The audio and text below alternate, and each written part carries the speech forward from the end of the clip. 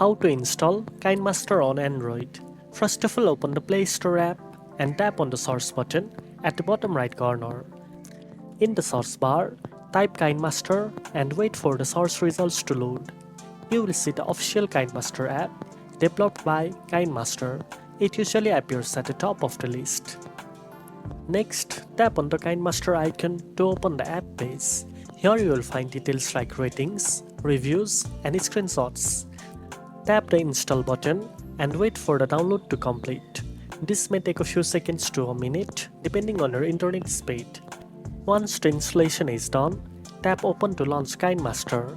The app may ask for permission to access your media, storage, and camera. Just allow the necessary permissions so the app can function properly for importing, editing, and exporting videos. After that, you will land on the main editing screen where you can start a new project, browse assets, or access tutorials. Now you know how to install Kinemaster on your device. If you found this video helpful, don't forget to like, share, and subscribe for more editing tips. Thanks for watching, and I'll see you in the next one.